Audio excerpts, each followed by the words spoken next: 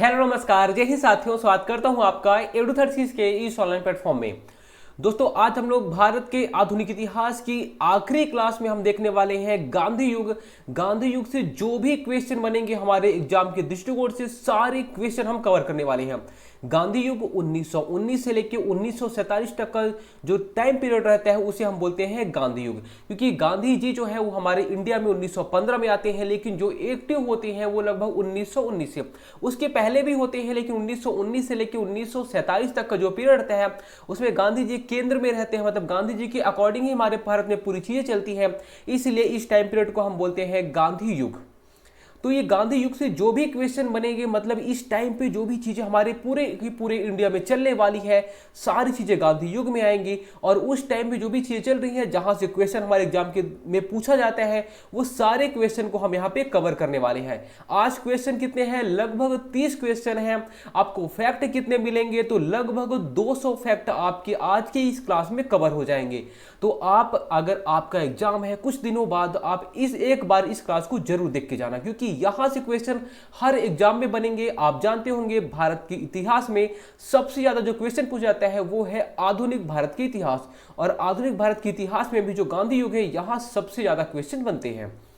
तो चलिए आज की क्लास की शुरुआत करते हैं। आज का जो हमारा पहला क्वेश्चन है वो है, महात्मा गांधी द्वारा दक्षिण अफ्रीका में प्रकाशित समाचार पत्र का नाम क्या था? इसका जो सही जवाब हो जाएगा वो हो जाएगा option A, the Indian opinion. कहां से शुरुआत करते हैं? तो महात्मा गांधी जी दक्षिण अफ्रीका में शुरुआत करते हैं इस न्यूज़पेपर की। इसका पर्पस क्या रहता है? तो दक्षिण अफ्रीका में जो काले लोग हैं उन लोग के साथ में भेदभाव होता था, तो ये जो रंगभेद भेदभाव होते थे, इस वजह से जो महात्मा गांधी जी रहते हैं, Mahatma Gandhi ji the Indian opinion की शुरुआत करते हैं। ये एक न्यूज़पेपर रहता है, ठीक है।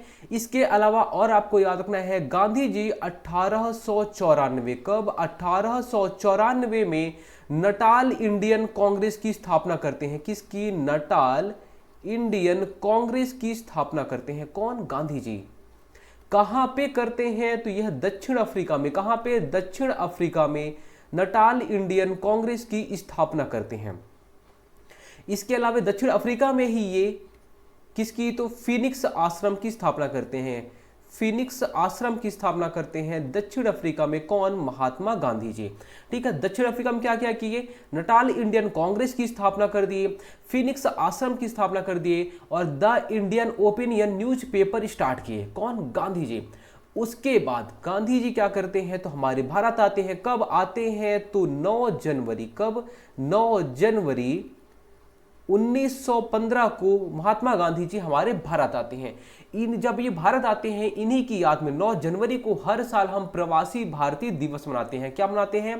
तो 9 जनवरी को हम प्रवासी भारतीय दिवस मनाते हैं हर साल। आपको याद रखना है, प्रवासी भारतीय दिवस कब मनाया जाता है, तो वो आपको याद रखना है। 9 जनवरी को हर साल हम प्रवासी भारतीय दिवस मनाते हैं। महात्मा गांधी जी हमारे भारत में कौन कौन सा न्यूज़पेपर स्टार्ट करते हैं, ये भी आपको याद रख लेना चाहिए। कौन कौन सा? नवजीवन, ये आपको याद रखना है। क्या? नवजीवन, हरिजन और यंग इंडिया। हरिजन और यंग इंडिया, ये जो न्यूज़पेपर है कौन स्टार्ट करता है? तो महात्मा गांधी जी स्टार्ट करते हैं।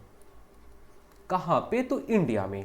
नवजीवन, हरिजन और यंग इंडिया ये इंडिया में स्टार्ट करते हैं। बाकी दक्षिण अफ्रीका में द इंडियन ओपिनियन।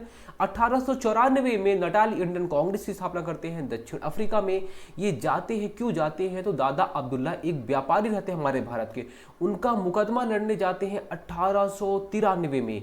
कहां पे? दक्षिण अफ्रीका में। फिर 1894 में नटाल इंडियन कांग्रेस की स्थापना कर देते हैं दक्षिण अफ्रीका में। इनके साथ भी भेदभाव होता है, इस वजह से the Indian opinion newspaper start कर देते हैं, और ये फिनिक्स आश्रम की भी स्थापना कर देते हैं। सारी चीजें इंपॉर्टेंट है, सब कुछ आपको याद रखना है। उसके बाद अगला क्वेश्चन है, महात्मा गांधी के राजनीतिक गुरु कौन थे?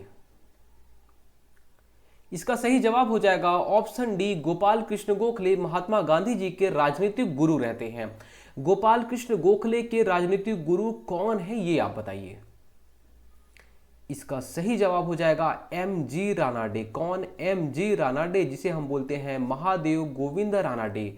कौन? महादेव गोविंद रानाडे जी गोपाल कृष्ण गोखले के राजनीतिक गुरु रहते हैं, और गोपाल कृष्ण गोखले महात्मा गांधी जी के राजनीतिक गुरु रहते हैं, ये आपको याद रखना है।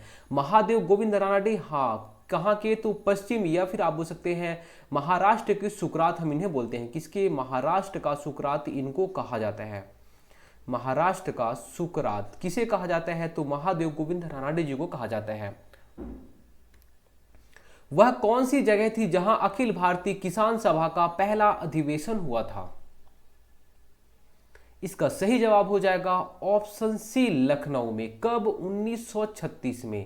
कब? 1936 में होता है। इसकी अध्यक्षता कौन करते हैं? तो स्वामी सहजानंद। कौन? स्वामी सहजानंद इसकी अध्यक्षता करते हैं, ये भी आपको याद रखना है। महात्मा गांधी को सर्वप्रथम राष्ट्रपिता किसने कहा था?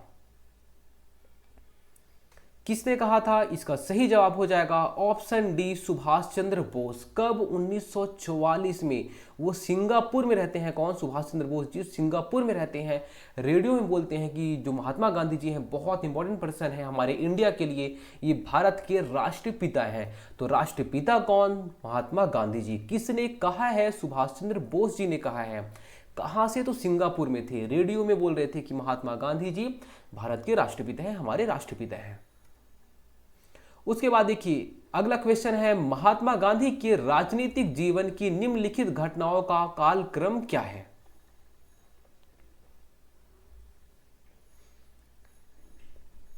देखिए सबसे पहले चंपारण कब होता है? 1917 में। अहमदाबाद मिल मजदूर आंदोलन कब होता है? तो ये भी 1918 में होता है। खेड़ा कब होता है? तो खेड़ा 1918 में होता है। और असहयोग आंदोलन कब होता है? तो यह होता है 1920 में। कब? 1920 में। 1919 में असहयोग आंदोलन चालू हो जाता है। तो देखिए क्या क्या हो रहा है। तो पहले तो फर्स्ट आना चाहिए, उसके बाद में 2, उसके बाद में यहाँ पे 3 और 4। ठीक है, मान लीजिए अगर 1918 आपको दिख रहा है तो पहला तो आपको पता है कि चंपारण सबसे पहले, मतलब इसका सही जवाब क्या हो जाएगा? Option B, 1, 2, 3, 4। ठीक है, अब चलिए जितने भी यहाँ पे आंदोलन है इन आंदोलनों के बारे में हम लोग एक बार पढ़ लेते हैं। सबसे पहले चंपारण सत्याग्रह। क्या? चंपारण सत्याग्रह बहुत ज्यादा इंपॉर्टेंट है। कब होता है? तो 1917 में। कब? 1917 में। 1915 में गांधी जी आ गए। 1917 में उनको पता लग गया कि बिहार के चंपारण में कुछ चीजें गलत हो रही हैं मीन्स वहां पे जो अंग्रेज थे उस टाइम पे, तो अंग्रेज थे, तो अंग्रेज जो भी किसान हुआ करते थे, बिहार का चंपारण जो एक जगह है वहां पे जो किसान हुआ करते थे उनसे जबरन नील की खेती करवाते थे। कितने भाग में? तो 3/20 भाग में। कहां पे? तो चंपारण में जो किसान है उनसे अंग्रेज जबरदस्ती 3/20 भाग पे नील की खेती करवाते थे।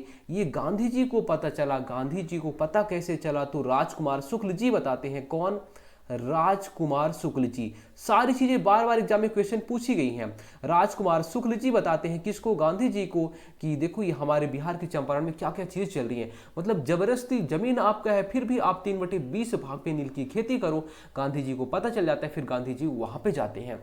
जो 3/20 भाग पे नील की खेती करना अनिवार्य था उसे हम बोलते हैं 3 कठिया प्रथा। क्या बोलते हैं? 3 कठिया प्रथा। 3 कठिया प्रथा। एवं वहां पे ताकाबी ऋण प्रथा भी थी। कौन सी? ताकाबी ऋण प्रथा। ठीक है, तो ताकाबी ऋण प्रथा या फिर 3 कठिया प्रथा कहां पे थी? बिहार के चंपारण में। गांधी जी जाते हैं, फिर इस 3 कठिया प्रथा को बंद करवाते हैं, बोलते हैं ये बहुत गलत चीज है आपको इस, मतलब वो जाके सत्याग्रह चालू करते हैं। सत्याग्रह से फिर अंग्रेज डर जाते हैं कि यार गांधी जी के खिलाफ एक्शन लेना सही नहीं है, इस वजह से वो क्या करते हैं, जो 3 कठिया प्रथा है उसको बंद कर देते हैं। ठीक है, तो 1917 ये टाइम पीरियड आपको याद रखना है। उसके बाद क्या होता है? उसके बाद अहमदाबाद मिल मजदूर आंदोलन होता है। अहमदाबाद मिल मजदूर आंदोलन, इसके भी नेतृत्वकर्ता कौन होंगे? तो गांधी जी ही रहेंगे। कब? तो 1918 में। होता क्या है, जो वहां पे मजदूर है, कहां पे? अहमदाबाद मिल है ना, मिल में मजदूर रहते हैं जो काम करते हैं, तो उस टाइम पे ये प्लेग बोनस की मांग कर रहे थे। किससे? जो मिल के मालिक थे उनसे जो मजदूर थे वो प्लेग की बोनस की मांग कर रहे थे कि प्लेग फैला था, हम लोग काम नहीं कर पाए थे, हमें थोड़ा सा बोनस चाहिए। तो बोनस की मांग कर रहे थे, लेकिन जो मिल के मालिक है वो नहीं दे रहे थे। फिर कौन जाता है, गांधी जाते हैं कहाँ पे, अहमदाबाद मिल मजदूर में आंदोलन में, ठीक है, 1918 में। उसके बाद जो मिल मालिक है फिर उनको झुकना पड़ता है। तो ये आपको याद रखना है कि जो इसके नेतृत्व करता रहते हैं कौन रहते हैं, महात्मा गांधी जी। कब होता है, तो ये 1918 में होता है। कब, 1918 में। इसमें पहली बार महात्मा गांधी जी भूख हड़ताल करते हैं। तो महात्मा गांधी जी का प्रथम भूख हड़ताल भी अहमदाबाद मिल मजदूर आंदोलन में होता है, प्रथम भूख हड़ताल। और गांधी जी का पहला सत्याग्रह आपको याद रखना है, चंपारण सत्याग्रह, प्रथम सत्याग्रह, प्रथम सत्याग्रह, ठीक है। कब, तो 1917 में चंपारण सत्याग्रह, ठीक है। उसके बाद खेड़ा सत्याग्रह। कौन सा, खेड़ा सत्याग्रह।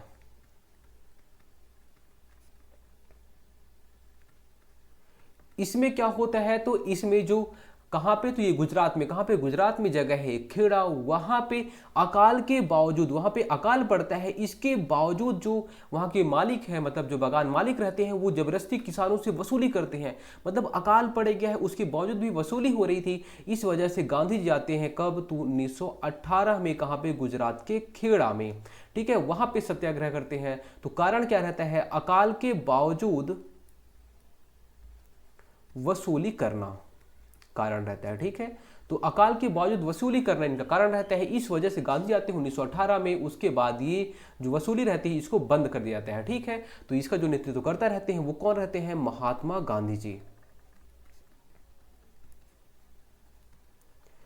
उसके बाद असहयोग आंदोलन है, उसे हम बाद में पढ़ेंगे, ठीक है। अभी जो क्वेश्चन आएगा उसके थ्रू उसे हम कवर करेंगे।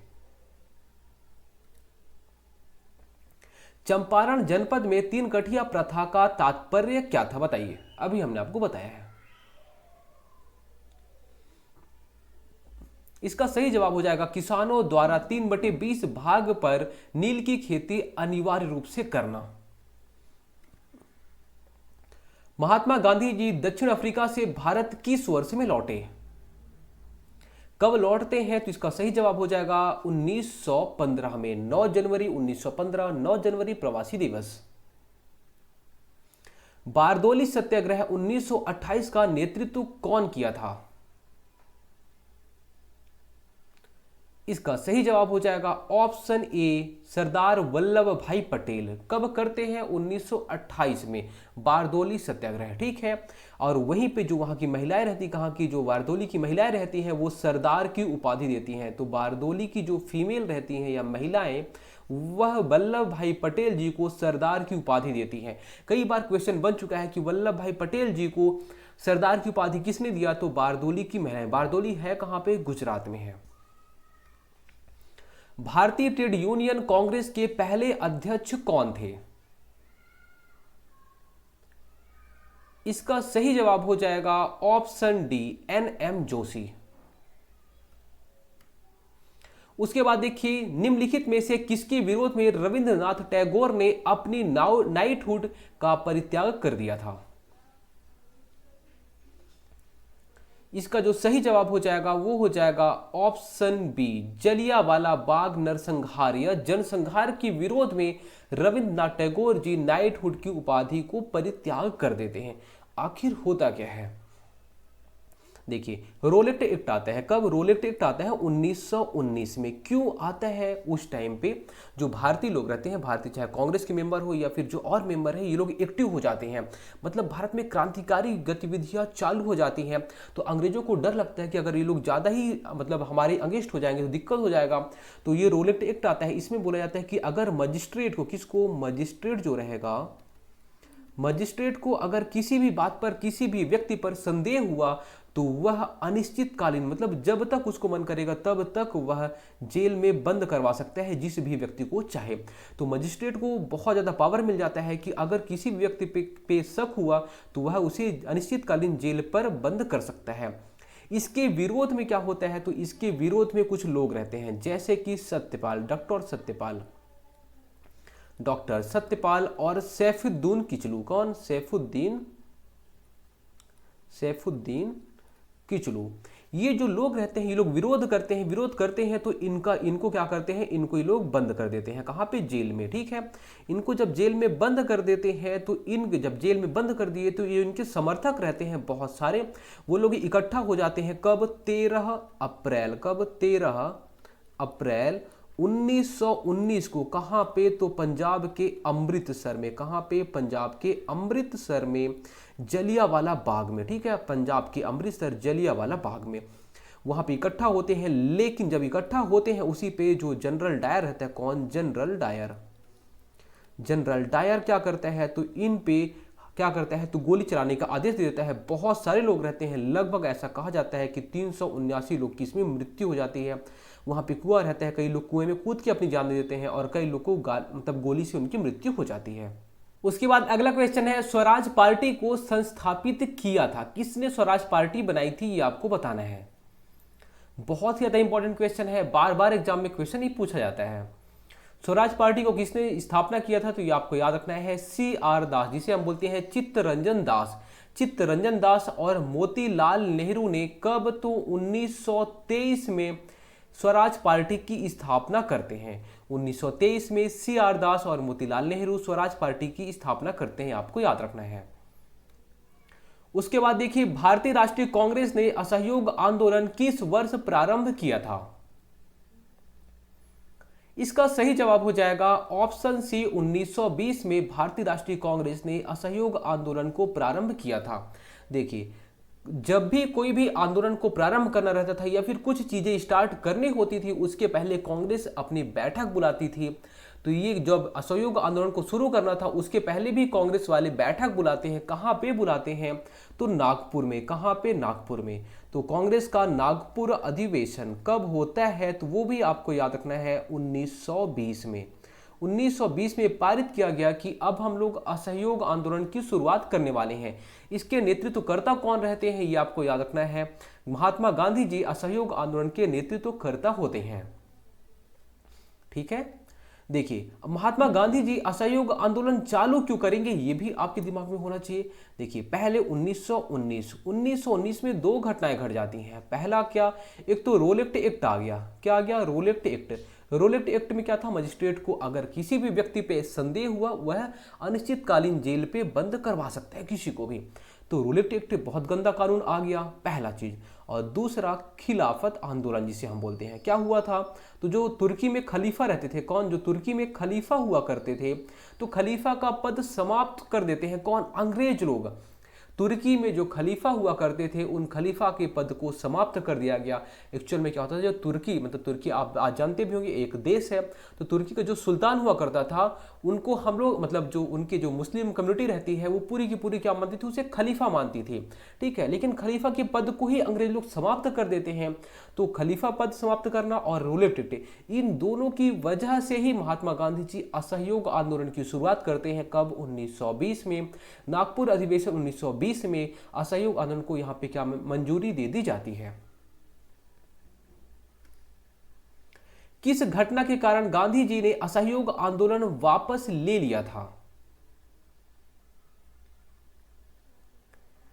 इसका सही जवाब हो जाएगा ऑप्शन बी, चौरा चौरी कांड। क्या? चौरा चौरी कांड होता कब है? फरवरी। कब? फरवरी 1922 में चौरा चौरी कांड हो जाता है। कहां पे? गोरखपुर में। आखिर चौरा चौरी कांड है क्या, ये भी आपको पता होना चाहिए। गोरखपुर में एक पुलिस थाना था, वहां पे जो सिपाही लोग रहते हैं उनकी हत्या कर दी जाती है। मतलब कैसे? उनको आग के हवाले कर दिया जाता है। कौन करता है? तो जो भारतीय क्रांतिकारी लोग रहते हैं तो बाहर से गेट लॉक कर देते हैं और उनको आग के हवाले कर देते हैं। लगभग 21 जो पुलिस सिपाही लोग रहते हैं, हवलदार लोग रहते हैं, उनकी मृत्यु हो जाती है। इसे ही हम बोलते हैं चौरी चौरा कांड या चौरा चौरी कांड। ठीक है, गोरखपुर में होता है, फरवरी 1922 में होता है। जब 21 सिपाहियों की मृत्यु हुई, कितनी? 21 सिपाहियों की जब मृत्यु हो जाती है तो गांधी जी को लगता है यार ये बहुत गलत किए हैं। कौन करते हैं? भारतीय जो क्रांतिकारी लोग रहते हैं वो करते हैं। ठीक है, तो फिर गांधी जी क्या करते हैं? बोलते हैं कि अब हम लोग असहयोग आंदोलन जो है उसे हम नहीं चलाने वाले। तो असहयोग आंदोलन क्यों बंद किया दिया गया? चौरी चौरा कांड के कारण। काकोरी कांड कब होता है? यह भी आपको याद रखना है, अगस्त। कब? अगस्त 1925 में काकोरी कांड होता है। ये काकोरी कांड में क्या होता है, तो इसमें सहारनपुर से, कहां से, तो यूपी में जो सहारनपुर है, सहारनपुर से लखनऊ के लिए ट्रेन जाती थी, एक मालगाड़ी जाती थी। ठीक है, इस मालगाड़ी में जो भी चीजें थी उसे लूट लेते हैं कौन, भारतीय क्रांतिकारी लोग। ठीक है, तो भारतीय क्रांतिकारी लोग क्या करते हैं, सहारनपुर से लखनऊ जो ट्रेन जा रही थी या फिर जो मालगाड़ी जा रही थी, उसमें जो भी शस्त्र रखे हुए थे, जो भी चीजें थी, वो भारतीय क्रांतिकारी लोग लूट लेते हैं। इसे ही हम बोलते हैं काकोरी कांड। कब होता है, अगस्त 1925 में होता है। चौरा चौरी कांड कब होता है, तो 1922 में होता है। जलियांवाला बाग नरसंहार कब होता है, तो ये भी आपको याद रखना है। यह 13 अप्रैल, कब, 13 अप्रैल 1919 को जलियांवाला बाग में होता है, अमृतसर में है ये। उसमें कौन, तो जनरल डायर। कौन, जनरल डायर जो रहता है, उसके आदेश में वहां पे जो भी लोग इकट्ठा हुए रहते हैं। क्यों इकट्ठा होते हैं, क्योंकि सैफुद्दीन किचलू और जो सत्यपाल जो है, इनकी गिरफ्तारी के विरोध में ये होता है, मतलब इनकी गिरफ्तारी की वजह से लोग इकट्ठा होते हैं कि आपने इनको क्यों गिरफ्तार किया है। जनरल डायर क्या करता है, जितने भी लोग वहां पे इकट्ठा होते हैं उन पे क्या गोली चलाने का आदेश देता है। लगभग 379 लोग की उसमें मृत्यु हो जाती है। जब मृत्यु हो गई तो जो भारत में लोग रहते हैं, जैसे कि रविंद्रनाथ टैगोर, कौन, रविंद्रनाथ टैगोर। रविंद्रनाथ टैगोर बोलते हैं कि हमें नाइटहुड की उपाधि नहीं चाहिए। तो नाइटहुड की उपाधि कौन वापस करता है, बार बार एग्जाम में क्वेश्चन बनता है, रविंद्रनाथ टैगोर। इसके अलावा महात्मा गांधी, कौन, महात्मा गांधी। महात्मा गांधी कौन सी उपाधि वापस करते हैं, तो केसर ए हिंद की उपाधि धारण वापस करते हैं। कौन सी, केसर ए हिंद की उपाधि कौन वापस कर दिया अंग्रेजों को, महात्मा गांधी जी। महात्मा गांधी जी केसर ए हिंद, रविंद्रनाथ टैगोर नाइटहुड की उपाधि वापस कर देते हैं। क्यों, क्योंकि यहाँ पे बहुत सारे लोग की मृत्यु हो जाती है जलियांवाला बाग हत्याकांड या फिर नरसंहार में। असहयोग आंदोलन के दौरान विदेशी वस्त्रों के लिए जलाए जाने पर महात्मा गांधी जी को लिखा कि, किसने लिखा कि यह निष्ठुर बर्बादी है। इसका सही जवाब हो जाएगा ऑप्शन बी, रविंद्रनाथ टैगोर जी लिखते हैं महात्मा गांधी जी को कि आप जो ये विदेशी वस्त्र है जो आप ये जला रहे हैं, तो ये एक तरीके की बर्बादी है। देखिए, असहयोग आंदोलन मतलब क्या होता है, हम आपका सहयोग नहीं करेंगे। हम आपका सहयोग कैसे नहीं करेंगे, जो आप वहाँ से सामान, मतलब आप जो कपड़े हो गए या फिर जो चीज़ें हम बाहर से मंगवा रहे थे हमारे इंडिया में, तो अब हम अंग्रेजों का जो भी सामान है उससे हम यूज नहीं करने वाले, हम यहाँ की चीज़ यूज करेंगे। मतलब चाहे यहाँ की स्कूल हो, चाहे यहाँ की जो कानून बनाने वाले, चाहे पंचायत हो, पंचायत की बात की जाए, स्कूल की बात की जाए, कपड़े की बात की जाए, सब कुछ हम यहाँ का यूज करेंगे, हम आपके यहाँ का यूज नहीं करेंगे। इसीलिए तो बहुत सारे लोग वकील का पद त्याग कर देते हैं, बहुत सारे लोग स्कूल खोलते हैं। तो ये सारी चीजें क्यों होती है, असहयोग आंदोलन की वजह से होती है। ठीक है, इसके अलावा आपको एक चीज और याद रखना चाहिए, खिलाफत आंदोलन चालू होता है कब, 1920 के टाइम पे, 1919-1920 के टाइम पे खिलाफत आंदोलन चालू किया जाता है। क्यों, तुर्की में खलीफा का जो पद रहता है वो अंग्रेज समाप्त कर देते हैं, तो खिलाफत आंदोलन चालू हो जाता है। खिलाफत आंदोलन की जो नेतृत्व करता रहते हैं वो कौन रहते हैं, तो शौकत अली और मोहम्मद अली। कौन, मोहम्मद अली और शौकत अली लोग क्या करते हैं, तो खिलाफत आंदोलन के नेतृत्व करता रहते हैं। किसके, खिलाफत आंदोलन के नेतृत्व करता।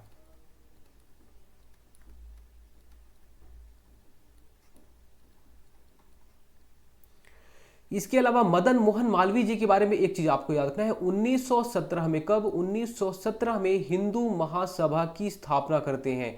हिंदू महासभा की स्थापना कौन किया, तो आपको याद रखना है मदन मोहन मालवीय जी करते हैं। कब, 1917 में। हाँ, 1917 जब चंपारण सत्याग्रह होता है। ठीक है, मोतीलाल नेहरू जी के बारे में आपको क्या याद रखना है, ये नेहरू रिपोर्ट पेश करते हैं कब, 1928 में। पीएससी में आया हुआ क्वेश्चन है। मोतीलाल नेहरू नेहरू रिपोर्ट पेश करते हैं। नेहरू रिपोर्ट कब पेश करते हैं, तो आपको याद रखना है 1928 में। और इसके अलावा मोतीलाल नेहरू और CR दास, कौन, CR दास, ये दोनों लोग मिल के स्वराज पार्टी की स्थापना करते हैं। स्वराज पार्टी कब बनती है, 1923 में बनती है। उसके बाद देखिए, लाला लाजपत राय घायल हुए थे, कब घायल हुए थे,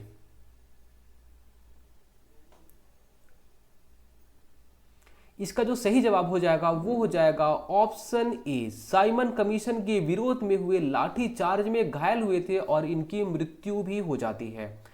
होता क्या है इस स्लाइड में समझिए। भारतीय शासन अधिनियम आता है, क्या भारतीय शासन अधिनियम आता है, कब आता है? तो यह 1919 में आता है। 1919 में ये भारतीय शासन अधिनियम आता है और इसमें कहा जाता है कि हम भारत में उत्तरदायी शासन की स्थापना करने के लिए देखेंगे, हर 10 साल में हम पड़ताल करेंगे कि यहाँ पे क्या सरकारें अच्छे से काम कर रही हैं, क्योंकि यहाँ पे अंग्रेज उस टाइम पे रूल चलाते रहते हैं, तो सारी चीज़ें अच्छे से चल रही है या नहीं चल रही है, उसके लिए हम हर 10 साल में यहाँ पे रिपोर्ट पेश करेंगे, देखेंगे कि यहाँ पे सारी चीज़ें कैसी हैं। ठीक है, तो भारतीय शासन अधिनियम आता है 1919 में। उसमें बोला था कि हर 10 साल बाद हम यहाँ पे देखेंगे कि चीज़ें कैसी चल रही है, उत्तरदायी शासन की स्थापना हो रही है या फिर नहीं हो रही है। लेकिन वहाँ पे कहाँ पे, तो अंग्रेज में, मतलब ब्रिटेन में क्या चीज़ चल रही थी, तो वहाँ पे जो सरकार थी वो सरकार, मतलब सरकार को जो टाइम था वो अब खत्म होने वाला था, मतलब उसका जो कार्यकाल है वो खत्म होने वाला था। तो वह 1927 में ही एक कमीशन की नियुक्ति कर दी। ये कमीशन की नियुक्ति क्या कर दी कि जाइए आप देखिए भारत में क्या चीज़ें हैं। ठीक है, अब सीधी सी बात है, सरकार उनकी है, वो आएंगे तो अच्छी चीज़ें ही तो बताएंगे। तो 1927 में साइमन कमीशन आता है। ठीक है, कौन आता है, तो साइमन, जॉन साइमन के नेतृत्व में साइमन कमीशन आता है।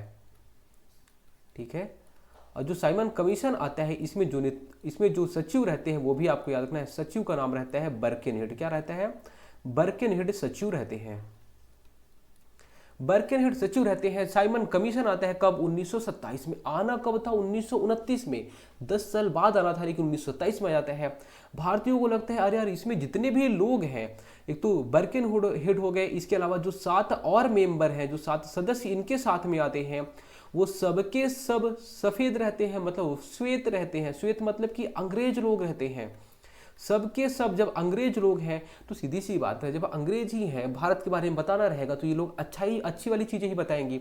इस वजह से यहाँ पे विरोध करना चालू कर देते हैं, क्या, गो साइमन बैक, है ना। तो साइमन गो बैक ऐसे करके यहाँ पे विरोध होता है, साइमन गो बैक के नारे लगते हैं, साइमन गो बैक के नारे लगते हैं। और उसमें जो मुख्य रूप से रहते हैं वो रहते हैं लाला लाजपत राय। कौन, लाला लाजपत राय, लाला लाजपत राय। ठीक है, ये रहते हैं मुख्य रूप से। अब उस टाइम पे जब साइमन गो बैक के नारे लगते हैं उस टाइम पे क्या होता है, तो लाला लाजपत राय एक्चुअल में एसपी, कौन, एसपी सैंडर्स रहता है। कौन, एसपी सैंडर्स, लाला लाजपत राय की वहाँ पे मतलब लाठीचार्ज करवा देता है। एसपी सैंडर्स जो रहता है वो लाला लाजपत राय के ऊपर में और जो लोग रहते हैं उन पे लाठीचार्ज करवा देते हैं, जिसमें लाला लाजपत राय की मृत्यु हो जाती है। कब होती है, 17 नवंबर। कब, 17 नवंबर 1928 को लाला लाजपत राय की मृत्यु हो जाती है। क्यों मृत्यु हो गई, लाठीचार्ज पे। ठीक है, तो लाठीचार्ज कौन करवाता है, उस टाइम पे एसपी रहता है सैंडर्स, वह लाठीचार्ज करवाता है, लाला लाजपत राय की मृत्यु हो जाती है। उसके बाद यही जो सैंडर्स है इसकी हत्या कर, सॉरी, ये जो यहाँ पे सैंडर्स है, इस सैंडर्स की हत्या कौन कर देता है, तो उसकी हत्या हो जाती है कब, 17 दिसंबर 1928 को। मतलब एक माह ही हुए रहते हैं, एक माह बाद सैंडर्स की हत्या हो जाती है। कौन कौन करते हैं, तो भगत सिंह। कौन, भगत सिंह, राजगुरु और चंद्रशेखर आजाद, ये लोग क्या करते हैं, तो सैंडर्स की हत्या कर देते हैं। क्यों, क्योंकि यह लाला लाजपत राय की मृत्यु करवाया था, मतलब उनको लाठी से मरवाया था। तो आपको याद रखना है एसपी सैंडर्स रहता है कब, जब साइमन गो बैक किनारे लगते हैं। साइमन कमीशन जब आता है तो साइमन कमीशन के टाइम पे सैंडर्स ही लाला लाजपत राय की हत्या कर देता है या फिर डंडे से मरवा देता है, आपको याद रखना है। उसके बाद देखिए नेहरू रिपोर्ट तैयार किसने की थी, आपको बताना है। नेहरू रिपोर्ट, ये पीएससी में आया हुआ क्वेश्चन है, सीजीपीएससी में आया हुआ क्वेश्चन है। नेहरू रिपोर्ट किसने तैयार की थी, इसका सही जवाब हो जाएगा ऑप्शन ए, एमएल नेहरू, जिसे हम बोलते हैं मोतीलाल नेहरू। ठीक है, उसके बाद देखिए पूर्ण स्वराज का प्रस्ताव लाहौर कांग्रेस में पारित किया गया। कब पारित किया गया बताइए, पूर्ण स्वराज का प्रस्ताव लाहौर कांग्रेस में कब पारित किया गया। इसका जो सही जवाब हो जाएगा वो हो जाएगा ऑप्शन बी, 1929 में। ठीक है, पहले नेहरू रिपोर्ट, उसके बाद में पूर्ण स्वराज का प्रस्ताव कब, तो लाहौर कांग्रेस के अधिवेशन में 1929 में। ठीक है, 1929 में लाहौर का कांग्रेस अधिवेशन होता है और उस टाइम पे पूर्ण स्वराज का प्रस्ताव पारित कर दिया जाता है, किसके द्वारा, तो कांग्रेस के द्वारा। और पहली बार झंडा फहराया जाता है कब, तो 31 दिसंबर, कब, 31 दिसंबर 1929 को रावी नदी के तट पर। कहां पे, रावी नदी के तट पर, रावी नदी के तट पर पहली बार झंडा फहराया जाता है। और उसी टाइम पे ही प्रेरणा ली जाती है कि अब हम लोग हर 26 जनवरी को, हर 26 जनवरी को हम लोग स्वाधीनता दिवस मनाएंगे। तो हर 26 जनवरी को हम लोग अब स्वाधीनता दिवस मनाएंगे।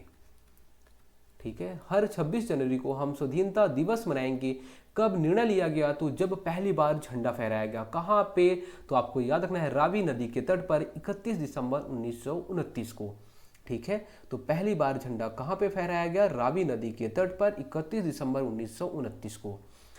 हर 26 जनवरी को हम क्या मनाएंगे, स्वाधीनता दिवस मनाएंगे। इसीलिए तो हमारा भारत जब 15 अगस्त को स्वतंत्र हो जाता है, तो जो हमारा संविधान है, संविधान को 26 जनवरी को हम लोग लागू कराते हैं। मतलब जो संविधान दिवस है वो इस डेट को यादगार बनाने के लिए, 26 जनवरी के दिन को यादगार बनाने के लिए हम लोग संविधान दिवस मनाते हैं या फिर गणतंत्र दिवस मनाते हैं। उसके बाद अगला क्वेश्चन है, सविनय अवज्ञा आंदोलन के रूप में गांधी जी ने दांडी मार्च प्रारंभ किया था।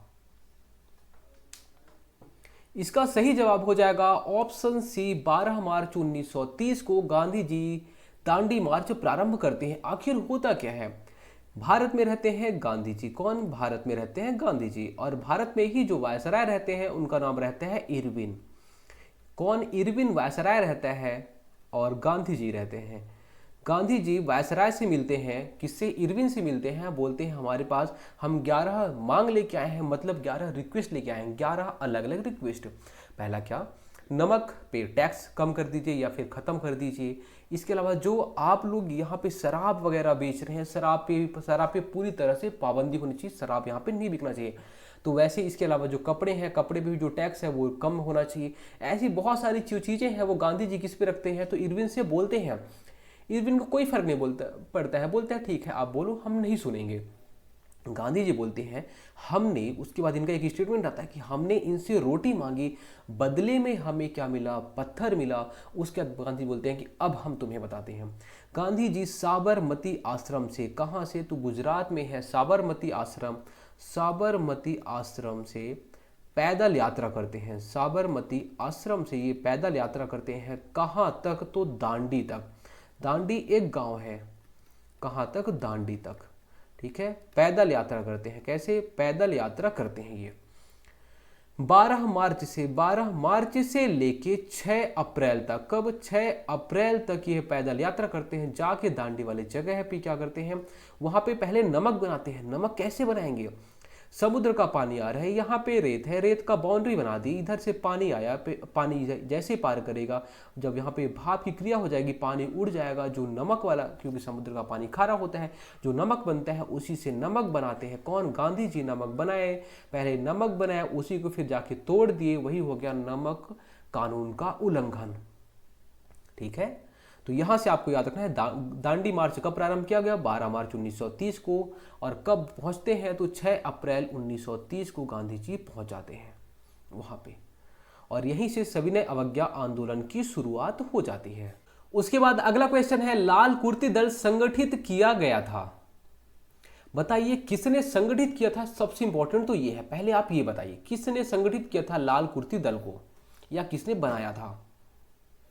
इसका सही जवाब हो जाएगा खान अब्दुल गफ्फार खान द्वारा। किसके द्वारा, खान अब्दुल गफ्फार खान द्वारा।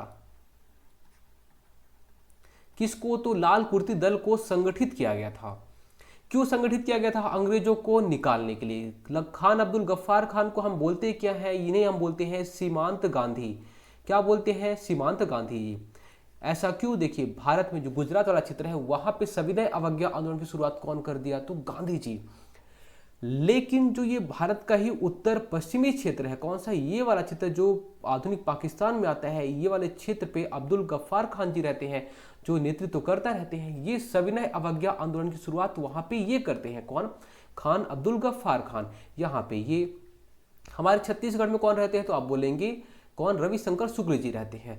गुजरात में कौन रहते हैं, गुजरात से शुरुआत करते हैं कौन, महात्मा गांधी जी। ठीक है, तो सीमांत गांधी किसे कहा जाता है, खान अब्दुल गफ्फार खान जी को कहा जाता है। लाल कुर्ती के संस्थापक रहते हैं, ये आपको याद रखना है, इंपॉर्टेंट क्वेश्चन है। गांधी इरविन समझौता हुआ था, कब हुआ था गांधी इरविन समझौता? इसका सही जवाब हो जाएगा ऑप्शन बी, 1931 में गांधी इरविन समझौता हुआ था। देखिए होता क्या है, पहले गांधी जी इरविन से बोलते हैं कि हम 11 सूत्री मांग रख रहे हैं, आप हमें मान लीजिए। ये बोलते हैं नहीं मानेंगे। उसके बाद में फिर क्या होता है, जब नहीं मानते हैं फिर गांधी जी सविनय अवज्ञा आंदोलन की शुरुआत कर देते हैं। जब सविनय अवज्ञा आंदोलन की शुरुआत हो जाती है तो फिर गोलमेज सम्मेलन होता है। क्या होता है, गोलमेज सम्मेलन होता है। ये देखिए, ये हो गया, मान लीजिए यहाँ पे इधर से हिंदू महासभा वाले आ गए, इधर से मुस्लिम लीग हो गए, इधर से सिख सभा वाले आ गए, यहाँ से और दलित सभा वाले आ गए, इधर से अंग्रेज लोग हो गए, ब्रिटिश का जो प्रतिनिधित्व करते हैं वो लोग आ गए। तो अलग अलग लोग यहाँ पे अपनी अपनी बातें रख रहे थे। ठीक है, तो पहला गोलमेज सम्मेलन कब होता है, यही देखिए, गोल में ऐसे बैठे इस से बोलते हैं गोलमेज सम्मेलन। तो प्रथम जो गोलमेज सम्मेलन होता है वो होता है नवंबर, कब, नवंबर 1930 में। कब, नवंबर 1930 में। देखिए पहले दांडी यात्रा कब हुई, तो बोलेंगे मार्च, है ना, मार्च 1930, मार्च 12 मार्च 1930 से 6 अप्रैल को। ठीक है, तो सविनय अवज्ञा आंदोलन की शुरुआत हो गई वहीं दांडी मार्च से सविनय अवज्ञा आंदोलन की शुरुआत हुई। मतलब अब हम आपकी बात नहीं मानेंगे, विनम्रता पूर्वक, सविनय मतलब विनम्रता पूर्वक, अवज्ञा मतलब आपकी जो आज्ञाएं हैं हम उसको नहीं मानने वाले, उसे हम बोलते हैं सविनय अवज्ञा आंदोलन। ठीक है, तो पहले दांडी मार्च की शुरुआत की जाती है 12 मार्च से 6 अप्रैल। उसके बाद सविनय अवज्ञा आंदोलन खत्म, मतलब शुरू हो जाता है। ठीक है, दांडी मार्च जैसे खत्म उसके बाद सविनय अवज्ञा आंदोलन शुरू हो जाता है। फिर पहला गोलमेज सम्मेलन होता है, बहुत सारे लोग जैसे हिंदू महासभा, दलित महासभा हो गई, ये सब सभाएं जो होती हैं ये सब अंग्रेजों के साथ में मिलकर बैठक करते हैं। तो पहली जो गोलमेज सम्मेलन होता है वो होता है नवंबर 1930 में। उसके बाद में इसमें क्या होता है, तो इसमें सब लोग आते हैं लेकिन जो कांग्रेस वाले हैं ये इसमें नहीं आते। ठीक है, तो इसमें कौन, हिंदू महासभा वाले आ गए, दलित महासभा वाले आ गए, सब लोग आ गए, लेकिन इसमें कांग्रेस वाले नहीं आए। ठीक है, उसके बाद में अब कांग्रेस वालों को भी लाना था, तो जब कांग्रेस वाले कैसे आएंगे, क्योंकि गांधी जी की इशारे पे ही तो कांग्रेस चलती थी। तो गांधी जी का और इरविन का, किसका, गांधी जी का और इरविन का समझौता होता है। ठीक है, गांधी और जो वायसराय रहता है इरविन, इनका समझौता होता है। इसे ही हम बोलते हैं गांधी इरविन समझौता 1931 में। 1931 में भी कब होता है, तो वो भी आपको याद रखना है, मार्च 1931 में। ठीक है, अब क्या हो गया, जब गांधी इरविन समझौता हो गया तो गांधी जी बोलते हैं ठीक है, अब जब गोलमेज सम्मेलन होगा तो हम आएंगे। ठीक है, अब ये लोग आते तो हैं दूसरे गोलमेज सम्मेलन में, किसमें, दूसरे गोलमेज सम्मेलन में कौन आता है, तो इसमें इधर से वायसराय तो कौन रहेगा, लॉर्ड इरविन रहेगा, ये दूसरा गोलमेज सम्मेलन हो गया। इसमें कौन आएगा, तो वायसराय इरविन हो जाएगा। हिंदू महासभा, दलित महासभा, ऐसी जितनी भी सभाएं हैं सबके सब लोग आएंगे। और दूसरी जो गोलमेज सम्मेलन होता है वो कब होता है, तो वो भी आपको याद रखना है, सितंबर, कब, सितंबर 1931 में। ठीक है, तो आपको पहला याद रखना है, पहला जो गोलमेज सम्मेलन होता है 1930 में होता है, दूसरा कब होता है तो 1931 में होता है, और तीसरा कब हो जाएगा तो वो भी तीसरा भी आपको याद रखना है। जो तीसरा गोलमेज सम्मेलन होता है वो होता है 1932 में। कब, 1932 में होता है। पहला 1930 में, दूसरा 1931 में, तीसरा 1932 में। तीनों का सीक्वेंस बार बार पूछता है। पहला होता है, उसके बाद में दूसरा, दूसरे के पहले गांधी इरविन समझौता हो जाता है। बार बार कई बार सीक्वेंस पूछ लेता है कि इसमें 4 सीक्वेंस दे देगा और बोलेगा गांधी इरविन समझौता। तो आपको याद रखना है गांधी इरविन समझौता कब होता है, पहले गोलमेज सम्मेलन में जब कांग्रेस भाग नहीं लेती है तो गांधी जी और इरविन के बीच में समझौता होता है। फिर गांधी जी और कांग्रेस दूसरे गोलमेज सम्मेलन में भाग लेती है, और दूसरे गोलमेज सम्मेलन मतलब एकमात्र गोलमेज सम्मेलन होता है जिसमें कांग्रेस भाग लेती है। ठीक है, एकमात्र गोलमेज सम्मेलन जिसमें कांग्रेस भाग लेती है, ये भी आपको याद रखना है।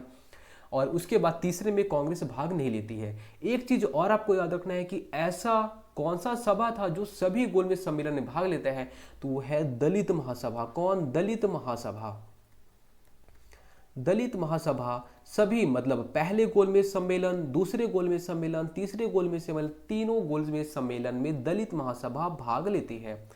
तो सभी में पार्टिसिपेट करती है, आपको याद रखना है, सभी में भाग लेती है। और दलित महासभा के उस टाइम पे लीडर कौन होते हैं? तो B.R. अम्बेडकर जी। कौन? B.R. अम्बेडकर या भीमराव अम्बेडकर जी दलित महासभा की क्या रहते हैं? तो उस टाइम पे ये लीडर रहते हैं। सारी चीजें आपको याद रखनी है। ब्रिटिश सरकार द्वारा लंदन में भारतीय नेताओं को प्रथम गोलमेज सम्मेलन कब बुलाया गया? बताइए कब बुलाया गया? अभी हमने आपको बताया कब, 1930 में बुलाया जाता है। दूसरा कब होता है? 1931 में। तीसरा 1932 में। 1932 में जब होता है उसके बाद में क्या होता है, जो मैकडोनाल्ड वहां का पीएम रहता है, कहां का? इंग्लैंड का या ब्रिटेन का? मैकडोनाल्ड जो ब्रिटेन का पीएम रहता है वो क्या करता है, तो सांप्रदायिक पंचायत की घोषणा कर देता है। किसका? सांप्रदायिक पंचायत की या फिर कम्युनल अवार्ड की घोषणा कर देता है।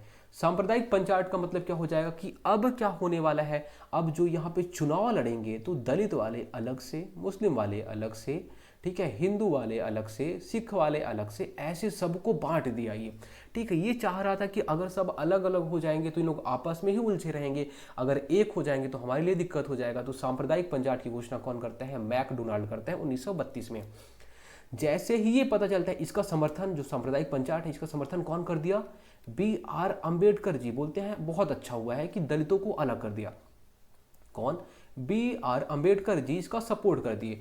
जब ये B.R. अम्बेडकर जी सब इसका सपोर्ट कर देते हैं, फिर जो महात्मा गांधी जी हैं, कौन? महात्मा गांधी जी।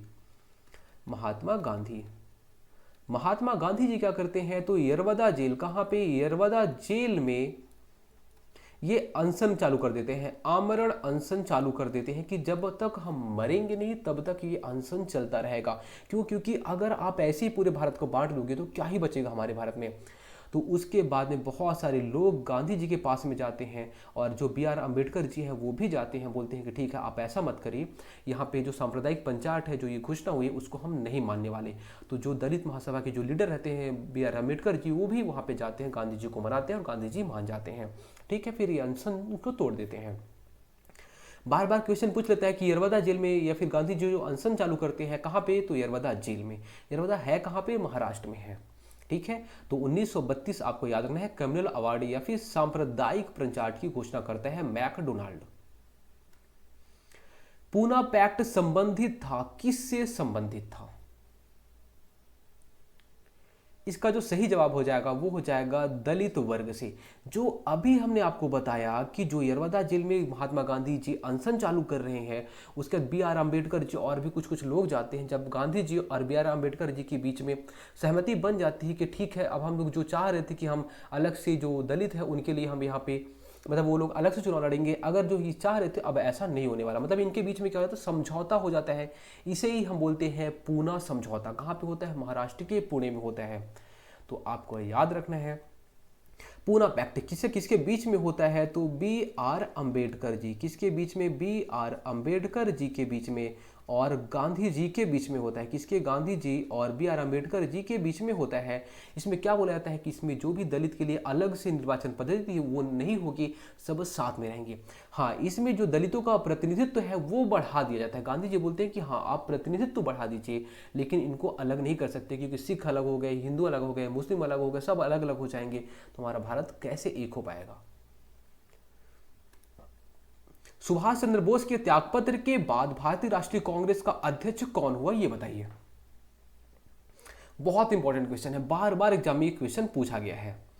देखिए होता क्या है, 1938 साल 1938 हर साल में कांग्रेस का अधिवेशन हुआ करता था, कांग्रेस की बैठक होती थी। इन लोग बोलते थे कि हम लोग इस साल क्या क्या चीजें मतलब करने वाले हैं, ठीक है। जैसे अभी भी आप देखेंगे सरकारों की बैठकें होती हैं, सरकार रूपरेखा रखती है कि इस साल हम ये करेंगे, ये काम करने वाले हैं। तो 1938 में जो वहां पे लीड मतलब अध्यक्ष होते हैं कांग्रेस के, वो रहते हैं सुभाष चंद्र बोस जी। कौन? सुभाष चंद्र बोस जी, ठीक है। 1939 में जब 1938 में सुभाष चंद्र बोस जी अध्यक्षता कर देते हैं, उसके बाद सबको पसंद आ जाते हैं। उसे जब 1939 का टाइम आता है, कब 1939 का, ठीक है, तो ये त्रिपुरी अधिवेशन हो रहा था, क्या रहता है, त्रिपुरी अधिवेशन होने वाला रहता है 1939 में। त्रिपुरी में, कहाँ पे, त्रिपुरी में हो रहता है। वहां पे सुभाष चंद्र बोस जी को क्या चुन लिया जाता है कि आप अध्यक्ष बनेंगे, आप बहुत अच्छे से काम करते हैं। जैसे ही सुभाष चंद्र बोस जी को वहां पे अध्यक्ष के लिए चुन लिया जाता है, तो गांधी जी के एक करीबी रहते हैं जिनका नाम रहता है पट्टाभी, क्या नाम रहता है, पट्टाभी सीतारमैया। गांधी जी के जो करीबी रहते हैं पट्टाभी सीतारमैया, ये हार जाते हैं, मतलब उस टाइम पे जो अध्यक्ष बनने वाले रहते हैं 1939 में जो कांग्रेस का अधिवेशन होता है, सुभाष चंद्र बोस, पट्टाभी सीतारमैया, ऐसे कुछ कुछ लोग रहते हैं। सुभाष चंद्र बोस को जो भी लोग रहते हैं वो चुन लेते हैं कि आप अध्यक्षता करिए। गांधी जी को बुरा लग जाता है कि यार मैं तो चाह रहा था पट्टाभी सीतारमैया को, लेकिन सुभाष चंद्र बोस जी को जिता दिए। फिर गांधी जी बोलते हैं कि ठीक है, आप लोग अपने हिसाब से चलो। तो सुभाष चंद्र बोस जी को बुरा लग जाता है कि गांधी जी तो अभी तक संभाल रहे थे, अब ये कैसे, अगर मैं जीत गया तो हमारे साथ कैसे, मतलब अलग ही टाइप का बिहेव कर रहे हैं।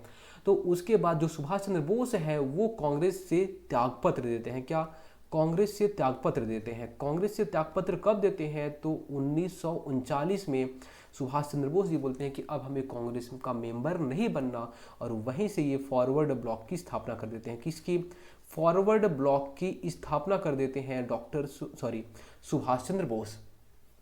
कब करते हैं, तो 1939 में सुभाष चंद्र बोस इसकी स्थापना कर देते हैं। उसके बाद फिर जो 1939 में यहाँ पे अधिवेशन होता है, उसकी अध्यक्षता कौन करेगा, तो न तो पट्टाभी सीतारमैया करेंगे, ना तो सुभाष चंद्र बोस करेंगे कौन, डॉक्टर राजेंद्र प्रसाद। ठीक है, तो लड़ाई किसके बीच में हुई, पट्टाभी सीतारमैया, सुभाष चंद्र बोस जी के बीच में। फायदा किसको मिला, राजेंद्र प्रसाद जी को मिला। मुस्लिम लीग द्वारा पाकिस्तान की स्थापना की मांग करने वाला प्रस्ताव पारित किया गया था कौन से वर्ष में, कि हमें पाकिस्तान अलग करना है, ठीक है, कौन से वर्ष में ये पाकिस्तान की स्थापना की मांग प्रस्ताव ये पारित किया गया था, बताइए। इसका सही जवाब हो जाएगा ऑप्शन बी, 1940 में, ठीक है, 1940 में। पाकिस्तान शब्द का कौन जनक रहता है, तो वो भी आपको याद रखना है, चौधरी रहमत अली। कौन, चौधरी रहमत अली, ठीक है। और जो यहाँ पे पाकिस्तान की स्थापना के लिए जो यहाँ पे प्रस्ताव पारित किया जाता है, तो उस टाइम पे जो बैठक होती है, बैठक कहाँ पे हुई, मुस्लिम लीग की, वो भी आपको याद रखना है। बैठक कहाँ पे होती है, तो लाहौर में होती है। कहाँ पे, लाहौर में होती है। अध्यक्षता कौन करता है इसकी, तो वो भी आपको याद रखना है। अध्यक्षता जो है वो अली जिन्ना, मोहम्मद अली जिन्ना करता है। मोहम्मद अली जिन्ना है, अध्यक्षता करता है। कहाँ की, तो मुस्लिम लीग द्वारा जब पाकिस्तान की स्थापना की मांग की जाती है उसमें, ठीक है। इसके अलावा 8 अगस्त, क्या, 8 अगस्त 1940 अगस्त प्रस्ताव आ जाता है। क्या आता है, अगस्त प्रस्ताव। अगस्त प्रस्ताव में क्या होता है कि तो यहाँ पे जो एक वायसराय रहता है उसका नाम रहता है लॉर्ड लिन लिथगो। क्या नाम रहता है, लॉर्ड लिन लिथगो। वो बोलता है कि यहाँ पे जो भारत के लोग हैं वो आप जाइए कहाँ पे, तो आप हमारे मतलब अंग्रेजों का सपोर्ट करिए। उसे ही बोला जाता है अगस्त प्रस्ताव। कौन प्रस्ताव इस प्रस्ताव को पेश करता है, तो लॉर्ड लिन लिथगो। कौन, लॉर्ड लिन लिथगो इस प्रस्ताव को पेश करता है कि आप अंग्रेजों का सपोर्ट करिए। किसके खिलाफ, तो जर्मनी के खिलाफ, जापान के खिलाफ आप हमारा सपोर्ट करिए। इसे ही बोलते हैं अगस्त प्रस्ताव। लेकिन जो भारत के लोग रहते हैं या जो कांग्रेस के लोग रहते हैं, तो ये लोग बोलते हैं हम आपकी बात को नहीं मानने वाले। तो अगस्त प्रस्ताव 8 अगस्त 1940। यही 8 अगस्त आपको और याद रखना है, ये 8 अगस्त 1942, 8 अगस्त 1942 को भारत छोड़ो आंदोलन चालू हो जाता है। क्या, भारत छोड़ो आंदोलन। भारत छोड़ो आंदोलन कब चालू होता है, 8 अगस्त 1942 को। 8 अगस्त 1940 को अगस्त प्रस्ताव, 8 अगस्त 1942 को भारत छोड़ो आंदोलन। भारत छोड़ो आंदोलन कौन, तो मुख्यतः इसके जो लीडर रहते हैं वो रहते हैं कौन, महात्मा गांधी जी। बोलते हैं करो या मरो, ठीक है, करो या मरो, अब तो अंग्रेजों को यहाँ से भागना पड़ेगा। तो भारत छोड़ो आंदोलन 8 अगस्त 1942। इसी टाइम पे ही तो गांधी जी और जितने भी बड़े बड़े नेता हैं, आप जानते होंगे, आपने पढ़ा भी होगा कि छत्तीसगढ़ के बारे में, कि छत्तीसगढ़ के भी जो लीडर रहते हैं, बहुत सारे लीडर को गिरफ्तार कर लिया जाता है। कब, तो 9 अगस्त को। कब, 9 अगस्त को।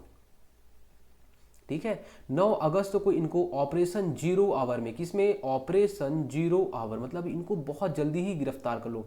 तो ऑपरेशन जीरो आवर के तहत में जितने भी बड़े बड़े लीडर हैं सबको गिरफ्तार कर लिया जाता है, क्योंकि इनको अंग्रेजों को पता चल जाता है कि अगर ये लोग अब तो हमें भारत से भगा ही देंगे, इसलिए जितने भी बड़े बड़े लीडर हैं सबको गिरफ्तार कर लेता है। रविशंकर शुक्ल जी को कहाँ से गिरफ्तार कर लिया गया था, बताइए कहाँ से, तो मलकानपुर। कहाँ, तो आप बोलेंगे ये महाराष्ट्र में आता है, ठीक है।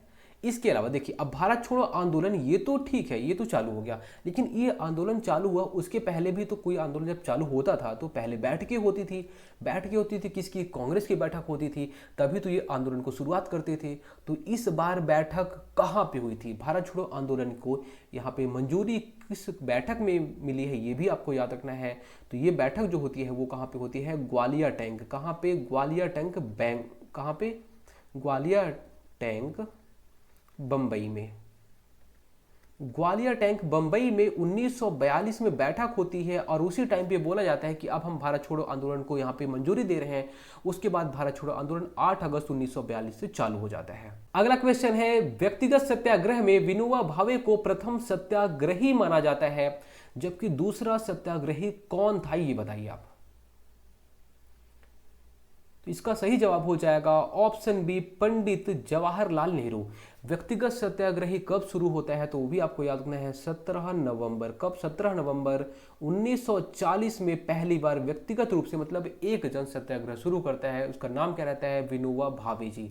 कौन, विनोबा भावे पहले सत्याग्रही। दूसरे सत्याग्रही कौन, जवाहरलाल नेहरू। हमारे छत्तीसगढ़ के पहले सत्याग्रही कौन है, तो आप बोलेंगे रविशंकर शुक्ल। कौन, रविशंकर शुक्ल जी।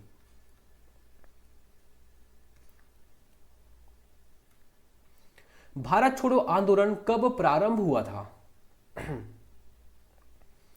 इसका सही जवाब हो जाएगा ऑप्शन ए, मुख्यतः 8 अगस्त से। कब, 8 अगस्त से मंजूरी मिल जाती है, 8 अगस्त से शुरू हो जाता है। 9 अगस्त को ऑपरेशन जीरो आवर आता है। क्या आता है, ऑपरेशन जीरो आवर चालू हो जाता है, मतलब जितने भी बड़े बड़े लीडर हैं सबको गिरफ्तार कर लिया जाता है। गांधी जी का करो या मरो का आह्वान या नारा था, कब था, इसको अभी हमने आपको बताया है। इसका जो सही जवाब हो जाएगा वो हो जाएगा भारत छोड़ो आंदोलन के टाइम पे। कब, 1942 के टाइम पे। चलिए आप ये बताइए कि जो महात्मा गांधी जी हैं, कौन, महात्मा गांधी जी। महात्मा गांधी जी क्या किसी कांग्रेस के अधिवेशन में भाग लिए थे या फिर अध्यक्षता किए थे, ये आपको बताना है। कौन से अधिवेशन में अध्यक्षता करते हैं ये आपको बताना है। कौन से, तो आपको याद रखना है 1924 के अधिवेशन में, कांग्रेस की 1924 के बेलगांव अधिवेशन। कहां पे, बेलगांव। बेलगांव है कहां पे, कर्नाटक में है। तो बेलगांव अधिवेशन 1924 में महात्मा गांधी जी अध्यक्षता करते हैं कांग्रेस में, एकमात्र अधिवेशन जिसमें महात्मा गांधी जी अध्यक्षता करते हैं।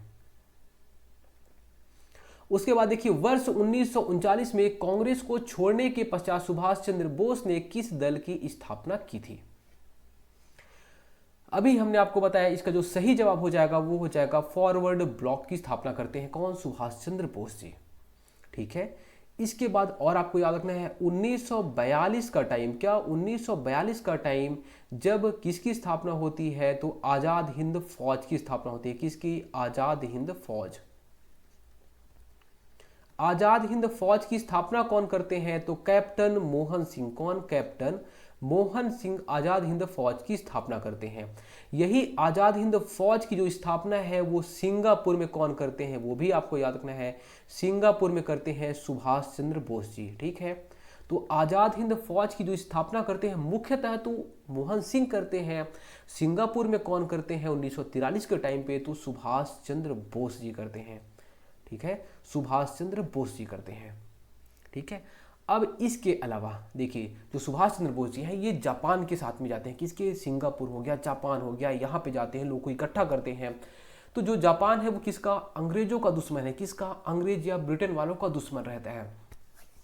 फिर जो जापान है, जापान जो देखिए, अगर आप देखेंगे भारत का मैप और अगर आपको वर्ल्ड का मैप पता होगा तो चलिए यहाँ पे देखते हैं।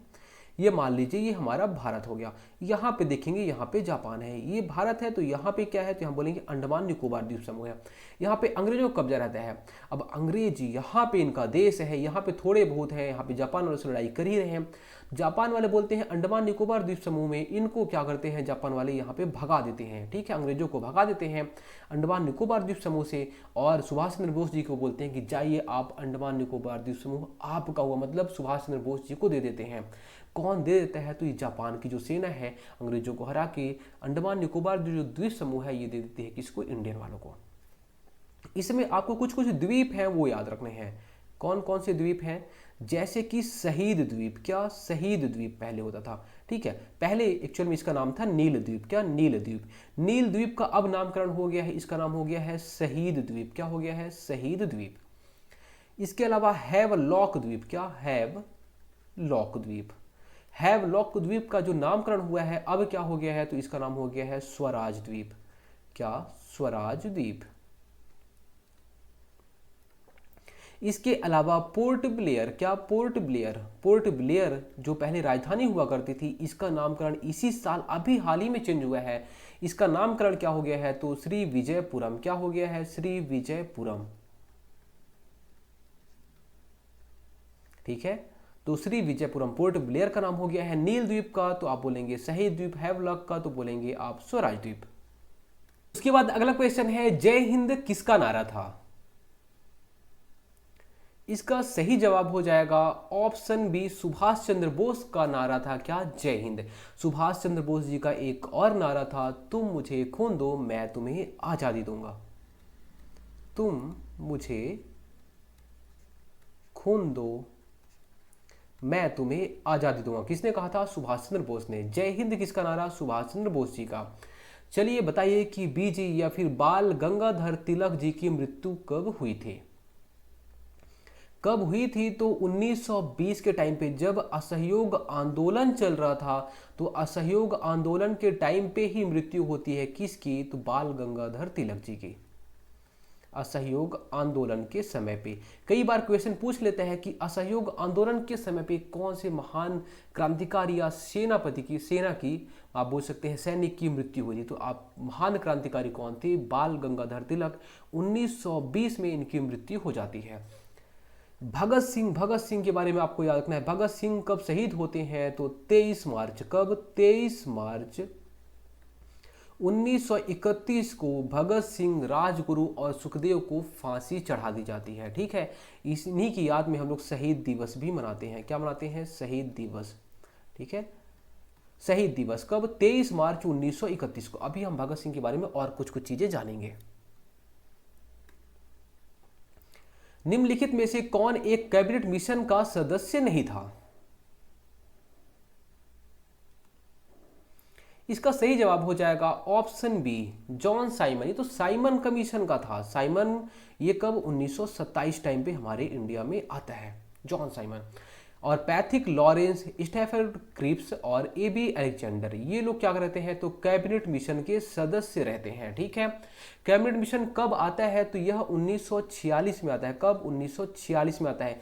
इसका उद्देश्य क्या रहता है, इसका उद्देश्य रहता है कि अब आप लोग, कब, अब आप लोग अपना संविधान बनाइए, अब हम आपको स्वतंत्र कर देंगे। स्वतंत्र कर देंगे तो उसके पहले आपके पास कुछ तो रूल होना चाहिए कि कोई अगर मान लीजिए स्वतंत्र कर दिया आपको, जाके कोई कुछ भी क्राइम कर रहा है तो आपके पास कुछ तो रूल होना चाहिए। इसके लिए पहले कैबिनेट मिशन आता है 1946 में। कौन रहता है इसका अध्यक्ष, तो आपको याद है पैथिक लॉरेंस। कौन, पैथिक लॉरेंस इसके अध्यक्ष रहते हैं और स्टैफोर्ड क्रिप्स और एबी अलेक्जेंडर भी साथ में रहते हैं। क्रिप्स मिशन कब आता है, ये भी आपको याद रखना है। क्रिप्स मिशन कब आता है, तो क्रिप्स मिशन ये भी आपको याद रखना है। क्रिप्स मिशन के जो प्रमुख रहते हैं वो रहते हैं स्टैफोर्ड क्रिप्स, और क्रिप्स मिशन आता है 1942 में। कब आता है, 1942 में, ठीक है। क्या देखने, तो बोलते हैं कि भारत में हम सरकार देख रहे हैं कि क्या आप लोग संभाल सकते हैं, उसके लिए आता है क्रिप्स मिशन। कब, तो 1942 में। उसके बाद अगला क्वेश्चन है, इनमें से कौन भारतीय संविधान सभा का अध्यक्ष था। इसका सही जवाब हो जाएगा option A, doctor Rajendra Prasad. उसके बाद देखिए, स्वतंत्र भारत का अंतिम गवर्नर जनरल कौन था। इसका सही जवाब हो जाएगा ऑप्शन ए सी राजगोपालाचारी। देखिए, अगर प्रथम गवर्नर जनरल पूछ ले आपसे, बार बार एग्जाम में क्वेश्चन बनता है प्रथम गवर्नर जनरल, तो आप बोलेंगे लॉर्ड माउंटबेटन। कौन? लॉर्ड माउंटबेटन, पहला गवर्नर जनरल। अगर इसी में ही पूछ ले कि प्रथम भारतीय गवर्नर जनरल बताइए, तो प्रथम भारतीय गवर्नर जनरल जो हो जाएगा उसका नाम हो जाएगा राजगोपालाचारी, चक्रवर्ती राजगोपालाचारी। ठीक है। और जो अंतिम गवर्नर जनरल हो जाएगा या फिर अंतिम भारतीय गवर्नर जनरल हो जाएगा, तो अगर आपसे अंतिम पूछेगा तो भी आपको याद रखना है चक्रवर्ती राजगोपालाचारी। इसके अलावा हम लोग कुछ कुछ और फैक्टर देख लेते हैं, जैसे कि कुछ संस्थाओं का निर्माण होता है, उनमें से एक संस्था है HRA, हिंदुस्तान रिपब्लिकन आर्मी। क्या HRA की स्थापना होती है 1924 में? कब? 1924 में। इसके संस्थापक में कौन कौन रहते हैं? सचिंद्र सान्याल रहते हैं। कौन? सचिंद्र सान्याल जी रहते हैं। इसके अलावा कौन हो गए?